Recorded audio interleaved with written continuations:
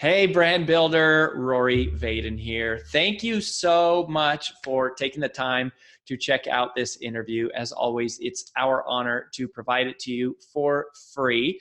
And wanted to let you know there's no big sales pitch or anything coming at the end. However, if you are someone who is looking to build and monetize your personal brand, we would love to talk to you and get to know you a little bit and hear about some of your dreams and visions and share with you a little bit about what we're up to see if we might be a fit. So if you're interested in a free strategy call with someone from our team, we would love to hear from you. You can do that at brandbuildersgroup.com/podcall, brandbuildersgroup.com/podcall. We hope to talk to you soon.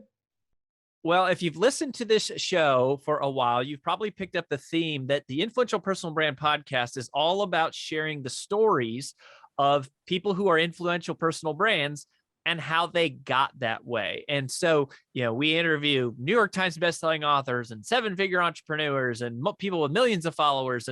And then we're trying to glean the wisdom that we can. Well, one of the things that my wife, my co-host, our CEO, my business partner, AJ, did over Christmas was she did this thing called the 12 Days of BBG Christmas, and it was filled with lots of bad singing from me and her, and some mediocre prizes of Brand Builders Group swag.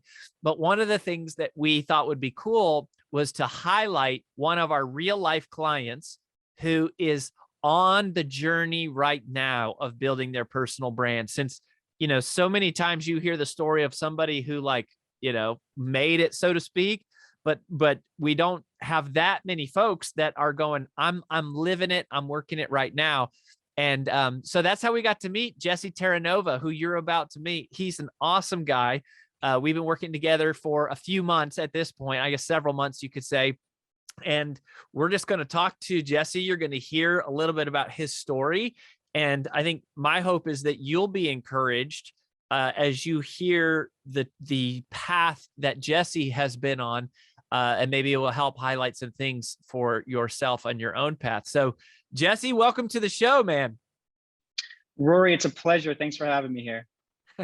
So I want to start with how you heard about us, because I'm always, the marketing person in me is always like, okay, what are we doing that's working? How are people finding out about us? And then, I just love almost like the spiritual side of me loves looking at how our lives intersect with people and what relationships that we have bring us to people. So how did you first find Brand Builders Group? Yeah, that's great. Well, actually from Lewis, which I know, Lewis House, which I know is a big client of yours, a good friend of yours. And so, yeah, I believe it was back in 2017. I first was introduced to Lewis listening to his podcast, reading a couple of his books, and he absolutely transformed my life. Wow. So you had never heard of him before that. And then what, does a friend send you like his podcast or a book, or do you even remember? Yeah, well, I've always been a very curious person by nature. And so I'm big into self-betterment and improving my life. And I've always kind of been that way. And so when I started looking into podcasts, Lewis's podcast came up pretty much at the top at that time. He's been in the game since the beginning, as you know. And so I started listening to it, and, he was always inspiring, but it's always the guests that he brings on that really help to, bring it all together and help to transform a lot of people's lives. I know I'm not the only one.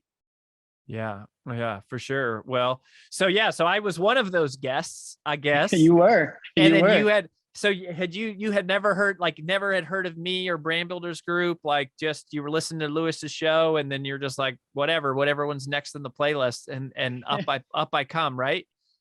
Yeah, I had not. You just came up, and a lot of the things that you had said at the time really resonated with me, because I think, for me personally, it's interesting because you help people turn their reputation into revenue, right? Mm-hmm. And so that's why I think it was a great match. But I had, without really even knowing it, in the past 5 years, had been creating a personal brand on my social media, without a call to action, without a monetization strategy. And that's why you came into my life at a really good time, because I said, well, I have all of this these amazing people in my life, these amazing connections, but I guess I just needed more of a direct path to get me to where I wanted to go. And I'm a big believer and proponent in coaching and mentoring. So this was just a relationship waiting to happen. Yeah, it's funny that you mentioned that, because one of the things that AJ talks about all the time is how, people think of personal brand as like, oh, it's social media, or it's a course, or it's like, followers, etc. But really, the way that we define it, it is the digitization and the monetization of reputation. That all of us have a reputation, and personal branding is basically just digitizing that. It becomes visible, and then making the conscious choice to say, I want to monetize this. I want to do something. So you said that there was like 5 years that you were basically just on social, giving out stuff. Like, just were you sharing advice of any kind, or were you just sort of like sharing your life? Yeah, I was sharing my life. I was sharing my experiences with individuals. I mean, I feel like your experiences are deeply etched into your being and your soul. And so it depends on what you do with those experiences, right? And so I've lived a very adventurous life. I've traveled to over 40 countries, over 5 continents. And so I just wanted to share what's possible for people in terms of my story. And I just found it difficult, I guess, with all the noise around us these days, with wanting to do too many different things, and understanding now that you need to break through the wall with one niche, with one specific path before you can go ahead and do multiple things. Mm-hmm. Yeah, you're spoken like a true brand builders member, with like the focus and breaking through the wall. Is that what jumped out at you most in that kind of first interview? Was just how, we always talk about, if you have diluted focus, you get diluted results, and or what were some of the things that kind of like you kind of latched on to, that was like, oh, I think maybe there's something here for me? Well, man, yeah, definitely that. But there was more to that. I think, when you hear people speak the words they use, sometimes, God speaks through other people to you directly. And so I felt at that time, for me personally, you were kind of speaking to me and directly to me on the podcast, on a lot of things you were saying in terms of the impact and the meaning. And so, I've felt this for a long time. I believe the meaning of life is to find your gift, and the purpose of life is to give it. And so, it's interesting how, you are leading a group of mission-driven messengers, essentially, on that path to greatness. And, that's Lewis's uniqueness. That's why it resonates with me so much. But, Lewis asked on his podcast after every episode is, how do you define greatness, right? And so that is the ultimate goal for me, and that's kind of been, and that's why Lewis has changed my life. Yeah, that's awesome. So when you first came, okay, so when we started working together, so you kind of have this, realization of going, I've been sharing my experiences, my travels, these adventures I've been on. I think there's an opportunity to maybe turn this into a business, or like make this a more formal kind of part of my life, my career. And then what were some of the things that you were struggling with early on, in terms of where you said, hey, I think brand builders can maybe help me? Yeah, I was going through a really difficult time when I was introduced to Lewis originally. I believe it was back 2017, 2018. I had been living in San Diego. I'm originally from the Northeast, New Jersey. And, I just think I was lost, Rory. I think that, I was just lonely because I had made that relocation out to the other side of the country. And I deprived myself. I deprived myself because I didn't create connection in a relationship with myself, others, and the world around me. And so I had to learn the hard way. It's interesting. It took me, for an evening when I was driving and came to a red light, and I was lost. I was confused. I look up and I see, a big sign right above me near the red light, and it says, Terranova Drive. And so I'm like, okay, like that's interesting. I look to the right and look to the left, and there's a road that leads up to the left. And sure enough, I'm like, okay, I'll play along. So I drive up the road and then I look on my GPS and it says Terranova Park. And so, I make a left into this development that leads me to Terranova Park. I'm like, this is really interesting. This place is really familiar and uncanny. Like, I feel like I've been here before, right? It was just this really interesting moment. And as I got to the park, Rory, I parked there and looked around and it looked very familiar. It was something that I've seen before, but I couldn't quite put my finger on it. And as I look to my left, across the park, there's a development and it says Parkside Court. And for your audience, that is, where I grew up. That's where my parents still live in the development, Parkside. And so, in the madness, there's meaning. And so you're, through the breakdowns, that creates breakthroughs. And it took me to hit rock bottom in this time of my life to really understand how important connection is. I was robbing people from the opportunity of helping me. And so part of what I'm doing now is trying to cure my loneliness through the years. And I know that's a problem for a lot of people, and so connection is the cure. And so that's why I feel that what I'm doing right now and the work that I'm in is impactful and is meaningful. Because it's a big problem in the world right now. So to use brand builders speak, and for those of you that aren't members or aren't yet members, like the brand positioning statement is sort of like the core foundational work of our first event of, we've got 14 events, like 14 parts to our whole journey, but the brand positioning statement is just getting super clear on what is your uniqueness and what problem were you uniquely created to solve in the world. So is loneliness the problem of your brand positioning statement? It is. I love that. So it's so interesting to hear you talk this out in a public format. Like usually when we're working with clients, it's very private and going. I love I love the alignment of that between, your life and your story of what you're talking about is like in this moment. And we're always saying how you're most powerfully positioned to serve the person you once were. And so there you are in San Diego, feeling totally alone, isolated. And now several years later, looking back, realizing there's a lot of people that feel that way.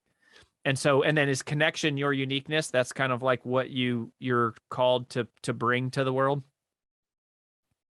Exactly. Yes. The brand is the connection creation.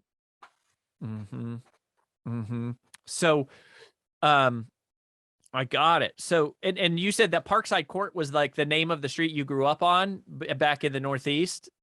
Rory, it's the entire development that I grew up in. It's an unexplainable event in my life. I love asking people this question, is there something that's unexplainable that has happened to you? And for me, that is the most unexplainable thing, because it's just, it doesn't make much sense that would happen, but it did, all the way across the country. Yeah. So then talk to us about, so you got clear on your positioning, the brand positioning statement. You go, this is the problem I want to dedicate my life to helping people solve: loneliness. Connection is my vehicle or my mechanism, or the term we use, my uniqueness, for helping them solve the problem. And then how did you talk to me about the monetization strategy that you came up with or have come up with? It's still fairly early, right? Because you've only been with us for what, a few months, 6 months? It's been about 6 months now, Rory. Yeah. Okay. So then what's the monetization strategy that you started with or are doing? Like, has it pivoted? Are you still trying to figure it out? No, I have a pretty good grasp on it, but it's funny to individuals who are interested in BBG, Brand Builders Group, or who are going through the journey right now. As you say in a lot of the speakings and recordings, it's, what we're trying to do is a lifetime's work. And so it's, condensing maybe 15, 20 years for some into, a couple sentences. And so it's really difficult. And so, when you go through that journey, just have patience with yourself. And, it's similar to really any journey you go on. It's just to have patience with yourself and kind of break it down. But, in terms of our monetization strategy, what I've really noticed in the marketplace is obviously, the problem of loneliness. But, through all of my travels, the main problem that I've noticed is, when we are traveling, we're, more inclined to take risks, to step outside our comfort zone, to meet new people, to try new things, to live our true authentic selves. And then unfortunately we come home, we gain all this amazing momentum, and we take our experiences and we sometimes put them in the closet, we shove them away. And we don't integrate anything that we learned into our everyday life. We kind of go back into that rut. And so something that it is that we're looking to create and that we are creating is an experience for individuals in a group travel style, where we bring people together and we show them what's possible. And it's really interesting and unique because we're actually on our first experience right now. It's interesting as the podcast date lined up with where we are now. We're right now crazy. Yeah. Right now, where are so wait a minute. So this is, I just want to make sure I understand this. So you sign up with us, you join, you decide you're going to lead these kind of like small group experiences, these destination experiences. And then you are at your first one with your first group of clients today, which is the time, this is the recording, right? This will air, but like you're actually recording from the destination. You can't make it up. I'm literally here with 8 clients. Wow. And so it's a really incredible moment and a really amazing experience for all of us. And like right now, like I chartered a yacht for them. We're on St. John in the Caribbean, the US Virgin Islands. And so they're out on the boat right now. I'm going to pick them up in a little while. But so it's interesting that. Wait a minute, you passed up on a trip yacht to record a short podcast? What are you thinking? You're crazy. Well, it's something about me is I worked on a $18 million super yacht for a year and a half. So I've had enough boat time. So I've done that. I've been there, done that. But I just want everybody to enjoy their experience here. And of course, someone like yourself, I'm just so excited to be here and chat with you. So, it's hard to pass up. Well, so, I can't resist the opportunity to work with you on like, so what are you working on right now? Like, is there anything that I can help or like we can sort of talk through? Cause you seem like you have a very clear brand positioning statement. So I mean, the problem of loneliness is very clear. It's widespread. There's a lot of people out there who are struggling with that. You have an aligned business model that aligns with your brand positioning statement. So if connection is the uniqueness, and for those of you that are listening, one of the way that we do monetization is not like, what's the easiest way to make money?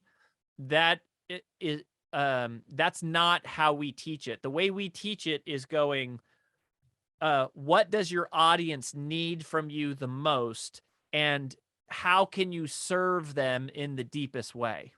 What does your audience need the most? And how can you serve them in the deepest way? So instead of going like, oh, I want to create this or that, you get really, really clear on who you're trying to serve. And as you get clear on who they are, you get clear on what they need. And as you get clear on what they need, that helps you, that informs your decision to instruct and architect an offering for them. And so a lot of times when people don't make money, it's because there's this breakdown of like, they want to sell this thing, but it's not actually the format or the modality that sort of serves the people that they are with.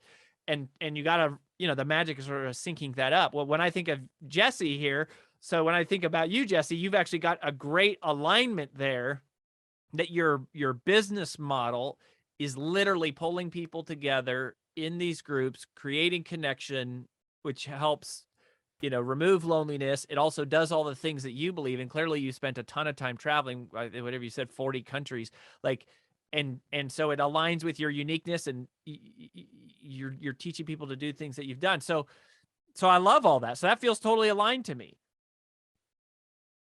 Yeah, absolutely. And my message is to create meaning in the relationships with yourself, others, and the world around you. And so the journey that I've been on, I want to share with others. And that's why I'm very vocal and open with my story. I feel like it's transformed my life, and it is a bit of a testimonial when I do share it with people. They're impacted by it. And so, it's not about, for me per se, the monetization strategy in terms of monetizing. I know that's a very important component of it, But for me, it's impacting lives and touching lives and serving people and, helping individuals. Because I know, like I said, after these past 2 years, I miss the smiling faces of people. I miss the laughter. I miss the connection. I miss the experiences that people have. And what I'd like to do is, and in the past 5 years, I have worked in travel and tourism design, and so I have design experiences for people, itineraries, things like this. And people are looking for something like this. I think that the demand is there. I just think the awareness is missing. I think people aren't really aware that this is something that is possible for them. Mm-hmm. So what do you think is the biggest challenge that you're like struggling with right now in your personal brand, where you go like, I got this clear brand positioning statement, it aligns with my uniqueness. I've got a business model. Here you are in real life, in the flesh, like living it. It came true 6 months, later, this dream is a reality. You're on your first experience, which I love. And, I'm proud of you. It's kind of a weird thing to say, but like, I'm so proud to like, Thank see you, Rory. living that.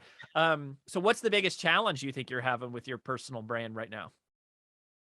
Well, I think going forward now in terms of scalability, it's something that I've been putting a lot of thought in, because there's a lot of directions I can go. And for me personally, when I, joined BBG and this journey, I liked to, incorporate my own thoughtfulness into the experience that I want to create for others. And so when people arrive, they will receive 2 books. One is a book by Sarah Samuel called Mindful Traveling.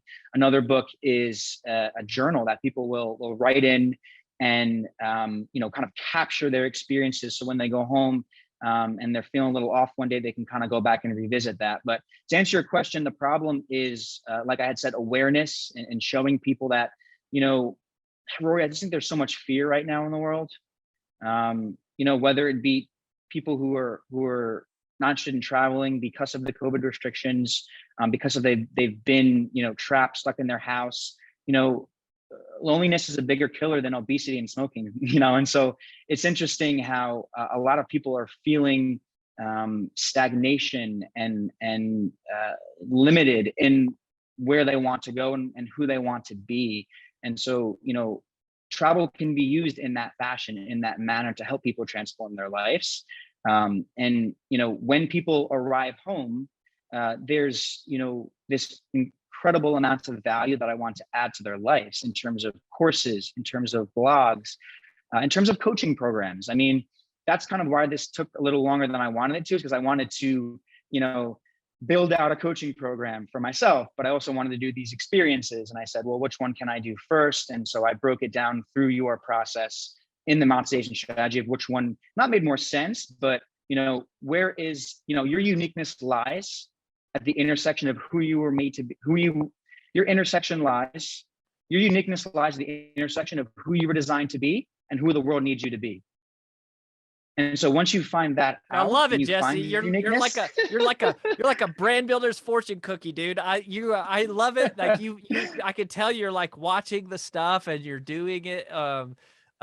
Yes. So I love that. So if y'all didn't catch that, so your uniqueness lies at the intersection of who you were created to be and who the world needs you to be.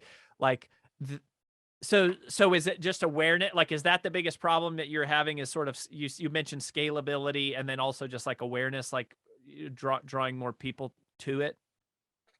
Yeah, absolutely. I think when people see the word retreat, it can mean something different for everyone. I like to use the word experience. And so it's just, depending on how I build it out in terms of the experiences. Do I have entrepreneurs come on the experience? Do I have people who are really struggling, who, may not be able or willing to take that leap and book the flight tomorrow? For the experiences to start now, I have, 8 people who I shared the experience and they booked their flight in a day. And so those are the people that I like, those people who are spontaneous, who see the vision, who see the value in what it is that I'm trying to create, and they see the alignment there that I do. But yeah, I think, just, as the COVID restrictions start to dwindle away and people get back out there, I think it's a really good time right now to launch this type of business and this type of model, because I think it's very desirable, but it's just proof of concept and getting the experiences under my belt, leading them, learning, you know, as I'm leading them, I'm also, you know, bringing people together. And so that's basically all I'm really doing, other than leading, orchestrating, and facilitating these experiences with the questions I asked, with the different activities that we do. You know, but I think at the end of the day, it will be a bit of a challenge to show that in the beginning. But you know, we have some amazing content creators right now on the experience with us. Like they're got their drones up in the air and they're doing some really cool stuff, Rory. So we're excited to see these promotional videos that we'll create and all the amazing content that we're creating. So I think we're going to be in good shape. Well, yeah, so that's great. Well, one thing that just sort of like pops up for me as you're talking about this, because there are a lot of our members who, you know, when you go through, so phase one, so I mentioned we've got these like 14-part processes broken up into 4 phases. Phase one is really about your branding and positioning. It's really understanding your identity. Who are you? Defining your uniqueness, clarifying your business model, creating your content, your intellectual IP. And then when you get to phase two, that's like the marketing phase, which is kind of going out and telling the world that you're there, which is sort of like where you're at, Jesse. So one thing I feel compelled to sort of share with you and with you listening, and I've been talking a lot about this, is that for some reason, the default that everybody has right now is thinking that their next customer is going to come from social media. They think that like their next customer is going to come from, you know, online or something like that. In reality, almost always when you're a small business, your next customer doesn't come from being online. It comes from offline. It comes from the relationships of the people you know in real life. Like, we spend too much time being consumed with trying to make strangers fall in love with, like strangers on the internet. We want strangers on the internet to fall in love with us and follow us, and then like all of our stuff, and then pull out their credit card and give us $5,000 or 10 or 20 grand or like whatever the number is. Meanwhile, the common misconception, the common thing that people overlook is that they ignore a lifetime full of real life, meaningful, trusted relationships that they have developed with people offline. And so, you know, I'm sharing this to Jesse just because he's here, but I'm really talking to everybody, that if I am Jesse, the first place I am looking for my next 8 clients is from my current 8 clients. It is not strangers on the internet. It is, so, and this is, we actually teach this in Pressure-Free Persuasion, which technically is a phase 3 event, but it is how we do one-on-one selling. And it is the referrals from the people who have actually experienced the thing that you have done. They are the best forms of marketing. Like a changed life, the best form of marketing is a changed life, a transformed life. You know, like we talked about Lewis Howes, because that's how we met you, right, Jesse? But like, that was an offline relationship. I met Lewis in real life. We became friends. We helped him with some offline stuff that was going on. And then he reached out to us a few years later, asked if we could help. We said we could. He came, we had an in-person experience, you know, here at our house. And then we had a transformed life. And then he went and told a bunch of people, right? And he just happened to have access to a lot of people. So, you know, sure, that's the other tip is, you know, have Lewis Howes as your first client if you can, is a good thing. But well, there you go, Rory. There you go. I know the residual you're earning is off the charts from him. So congratulations there. Well, yeah, no, it's the opposite. It's the residual that he is earning. But there is, you know, the point is, it was a real life thing. And so it is your next customer, the contact information for your next customer is not owned by Facebook and YouTube and Twitter and TikTok. The contact information for your next customer lives in the cell phone of your current customer. The contact information for your next customer is not owned by Facebook or Instagram or social media. It lives inside the cell phone of your current customer. Your current customers know who your next customers should be. They know better than anyone, including you.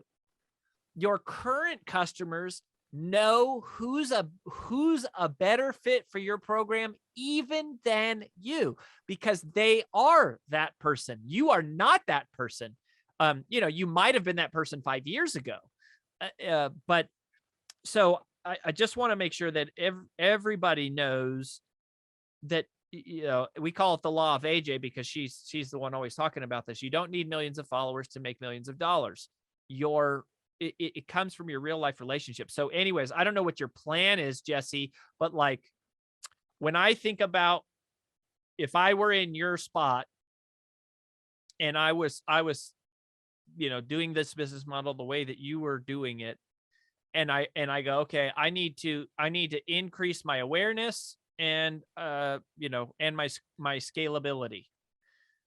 I would start with the people who are there. And I would, at some point, like before they leave, maybe even before they leave, I would say, you just go around the room and just say, what has been your favorite highlight from the last 3 days, right? And people will say, it was this, and it was this, and it was this. And then you just kind of simply say, this has been amazing for me. And you share what your highlight is. And you say, if there's anybody in your life that you think would benefit from having an experience like the one that we just had, would you be open to introducing them to me? And I would love to just get to know them. If they're a friend of yours, I'd love to just do a call with them and get to know them.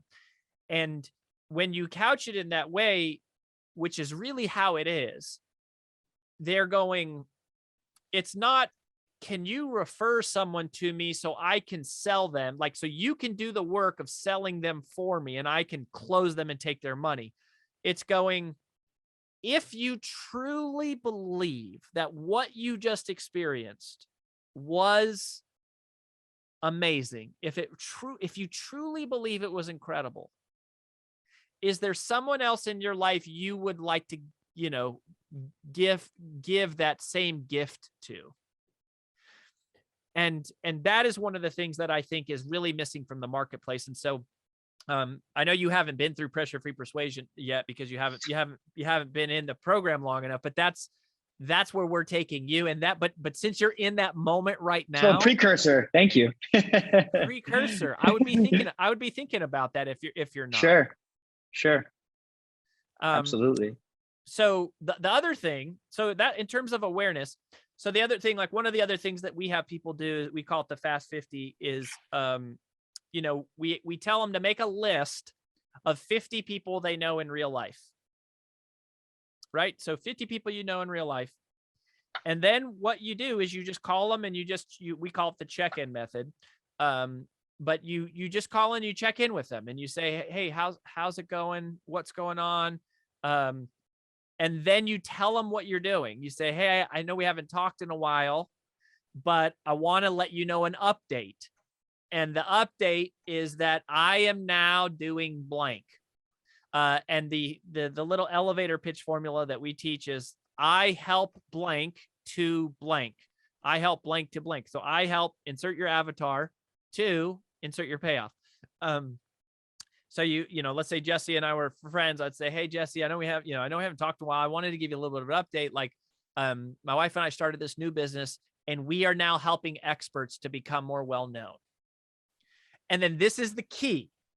Don't try to sell to the person you're talking to, because these are 50 people that are like, them in real life. These are your friends. This is your family. This is like, your roommate from college.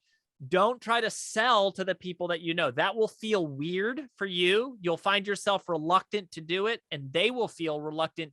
They can sometimes feel weird too. So the key is, don't sell to the people you know. Ask the people you know for referrals. So what you would do is you say, Jesse, my wife and I now started a business. We're helping experts to become more well-known. Is there anybody you know who is trying to, anybody you know who is a coach? Is there anyone you know who is a speaker or an aspiring speaker? And then you ask them, and another little key is, don't ask to be introduced to people who need what you have. Ask to be introduced to the type of people you do it for, right? For us, it's coaches, speakers, authors, consultants, trainers, professional service providers, anybody whose face is attached with their business, right? But it's like, we're actually not typically trying to meet Fortune 500 CEOs. We're typically trying to meet more like small business owners. So you'd say, is there anyone that you know who is a coach? And Jesse would immediately go, he wouldn't have 100 people he knows, but he might have 3, which is even better, actually. It's better for them to not have an overwhelming number. They just go, oh, there's one specific person that I know. And you go, awesome. If I sent you a little note that you could copy and paste, would you be open-minded to introducing us? And that's it. And for most of us, that is that is where your first revenue is going to come from, not from launching a huge podcast or getting a book deal or, going viral on social media. Rory, that's something that really resonates with me, and it's been coming into my life more so in terms of my intuition.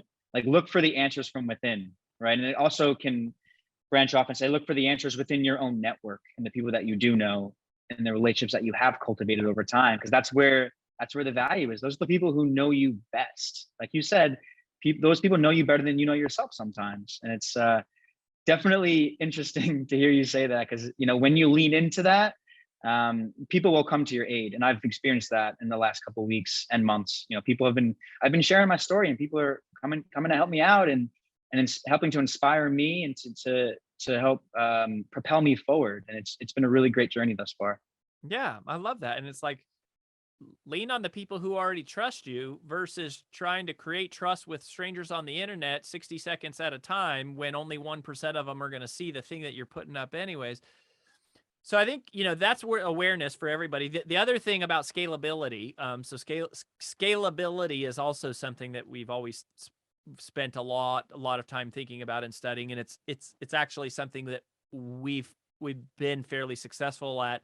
That's one of the things a lot of personal brands struggle is to get to, 7, especially multi-7 figures, and very few ever get to 8 figures. But, whenever you think in terms of scalability, the key there is just realizing that custom fails, standard scales.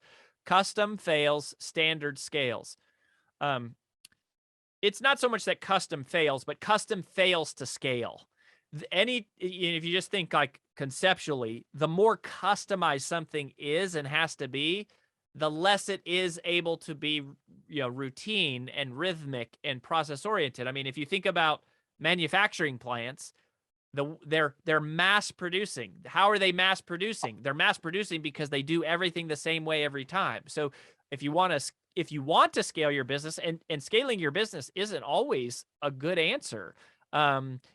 Sometimes people think growth just for the sake of growth, but oftentimes it's like, no, how much do you really need to be happy? But if you do want to scale, you got to think in terms of, okay, custom fails, but standard scales. So when I think of like your business, Jesse, and I go, okay, what does standardization look like in my business? That's basically, the way a more narrow question of scale is not so much how do I scale as much as what does standardization look like in my business? So, to me, it's going, you would either take kind of like the same group of people you already have, and so you already have the customers taken care of, and you go, let me design a new experience for them, because then, there's like 2 parts. There's getting the customers and then delivering the thing.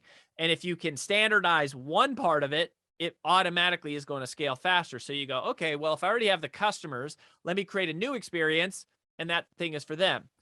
The other thing would be to go, let me keep the experience exactly the same and then bring in new people. Where it gets dicey is if you're small and you're trying to scale, is to go, I want to get a whole new group of people and do a whole different experience. That is just, it's not that it's impossible, but it's going to be difficult because it's difficult. So, Yeah. you know, and if you have a great location and you have a yacht contract, like if you have, you know, where all the restaurants are and you go, we can just keep running trips back here. You have the perfect agenda. Now you can train someone else to facilitate and, you know, et cetera, et cetera. You got it. That's the idea. You know, over time, in terms of scaling it out, something that I have in my mind, and I don't know if it will come to fruition, but it is a vision of mine, is to hire other trip experience leaders around me to go ahead and lead their own experiences. And so once I have each destination, one of my favorite parts, Rory, of creating an itinerary, putting experience together is, you know, speaking with the people on site and putting it together, the people at the villa or the hotel, the tour company, the cars, tourism, like all of design. You used that term earlier. That's so that's good. Me.